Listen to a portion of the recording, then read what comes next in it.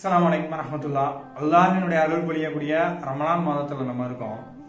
இஸ்லாமிய வரலாற்றுல முதல் முக்கியமான போர் அப்படின்னு சொல்றது பத்ர் போர். அந்த போர் இந்த மாதத்துல 17வது நாள் தான் நடைபெற்றுச்சு.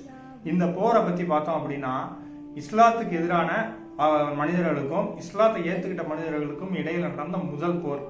ரெண்டு படையையும் பார்த்தோம்னா, இஸ்லாமியர்களுடைய படையில 310ல இருந்து 320 பேர் இருக்கிறாங்க. எப்படிப்பட்ட மனிதர்களா இருக்கிறாங்க? வயசானவங்களா, நோன்பு வச்சவங்களா, ஆயுதங்கள் வலிமை கம்மியா உள்ளவங்களா, வாகனங்கள் கம்மியா இருக்கக்கூடியவங்களா, இதெல்லாம் இஸ்லாமிய படையுடைய சூழ்நிலை.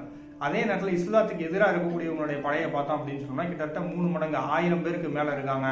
நல்ல வாகனங்கள் இருக்கு, ஆயுதங்கள் இருக்கு, நல்ல வலிமை புரிந்தியவங்களா இருக்கிறாங்க.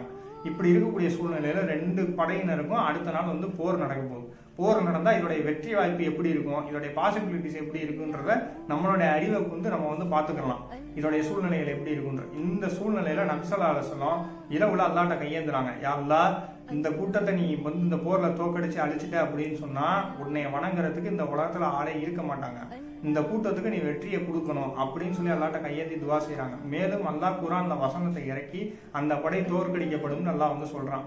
அதே போல அடுத்த நாள் போர்ல மலக்குகளை கொண்டு அல்லாஹ் உதவி செஞ்சு எதிரி படையினரை, இஸ்லாத்துக்கு எதிராக இருக்கக்கூடியவர்களை தோக்கடிச்சு முஸ்லிம்களுக்கு அல்லாஹ் வெற்றியை கொடுத்தான்.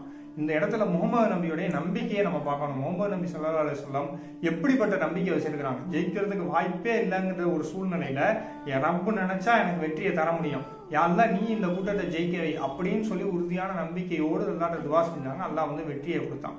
அப்போ நம்ம வாழ்க்கையில நம்ம எப்படிப்பட்ட நம்பிக்கையோட அல்லாஹ் கிட்ட துவா கேட்கணும் அப்படிங்கிறத நம்ம பரிசோதனை பண்ணி பார்த்துக்கணும். நம்ம அல்லாஹ் நினைச்சா நடக்கும், அல்லாஹ்வால முடியும், அல்லாஹ்வால எல்லாமே முடியும் அப்படிங்கிற உறுதியான நம்பிக்கையை கொண்டு அல்லாஹ்ட்ட துவா செய்யக்கூடிய ஒரு நல்ல மக்களா அல்லாஹ் உங்களையும் என்னையும் ஆக்குவான இந்த அல்லாஹ்ட்ட கேட்டவனா இந்த காணொலியை நான் முடிச்சுக்கிறேன். அஸ்ஸலாமு அலைக்கும் வரஹ்மத்துல்லாஹி வரகாத்துஹு.